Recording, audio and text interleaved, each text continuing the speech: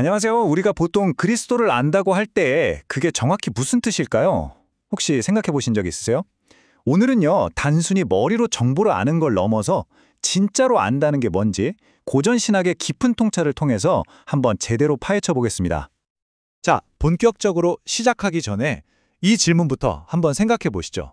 우리가 성경 열심히 읽고 교리도 달달 외우면 그걸로 그리스도를 온전히 안다고 말할 수 있을까요? 아마 많은 분들이 그렇지 않나 생각하실 거예요. 근데요, 오늘 이야기를 따라가다 보면 어쩌면 그 너머에 훨씬 더 깊고 차원이 다른 알미 있다는 걸 발견하게 되실 겁니다. 이 복잡한 주제를 저희가 4단계로 나눠서 차근차근 살펴볼 거예요. 먼저 하나님 아버지는 어떻게 가르치시는지, 그리고 그 가르침의 핵심 내용, 즉 하나님의 위대한 증언은 뭔지 알아볼 거고요. 이어서 그 가르침이 우리 마음에 어떻게 새겨지는지, 그리고 마지막으로 이 모든 게 어떻게 단순한 지식을 훌쩍 뛰어넘게 되는지를 이야기해 보겠습니다. 자, 그럼 첫 번째 열쇠부터 한번 열어보겠습니다. 우리는 보통 하나님이 우리를 그리스도께로 이끄신다, 이 정도로만 생각하잖아요. 근데 여기서 한 걸음 더 나아가서요. 그분이 아들에 대해서 아주 적극적으로 그리고 직접 가르치신다는 이 놀라운 개념부터 한번 들여다보겠습니다. 핵심은 바로 이거예요. 이 가르침은요, 그냥 누가 옆에서 말해주는 걸 듣는 거랑은 차원이 완전히 다릅니다. 이건 마치 하나님께서 우리 한 사람 한 사람의 영혼에 대고 직접 속삭이시는 것처럼 그 진리를 알려주신다는 의미거든요. 밖에서 들려오는 소리가 아니라 내 가장 깊은 곳에서 울리는 아주 개인적인 소통인 거죠.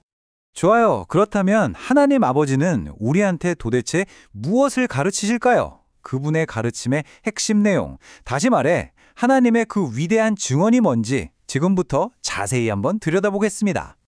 바로 이 말씀입니다. 이게 그 증언의 정수라고 할 수 있어요. 하나님께서 아들에 대해 하시고 싶은 가장 위대한 증언이 요한일서의 이 한 구절 안에 그대로 압축되어 있는 거죠.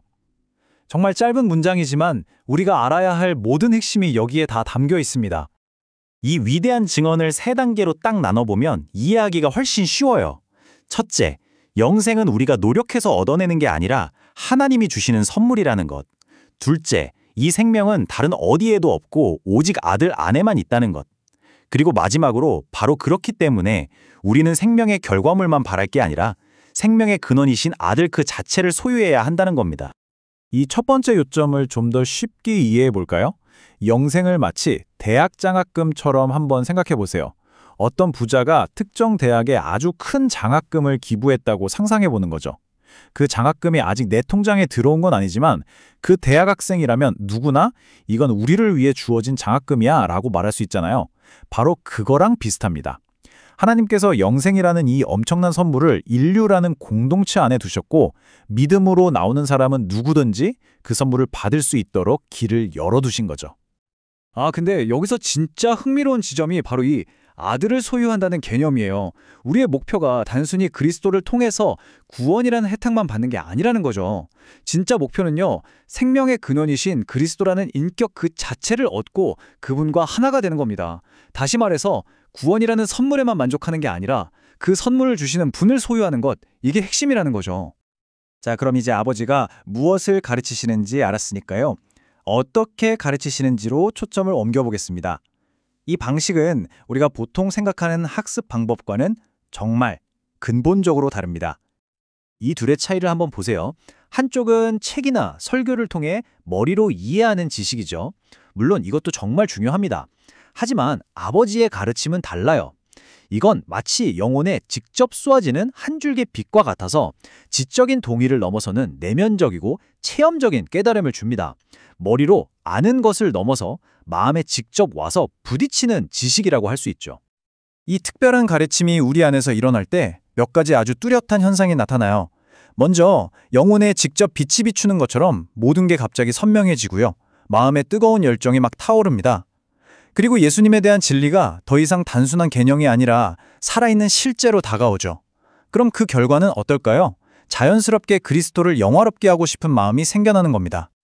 엠마오로 가던 두 제자의 경험이 바로 이 점을 정말 생생하게 보여주죠. 그들은 부활하신 예수님과 한참을 같이 걸으면서도 그분이 누구신지 전혀 몰랐잖아요.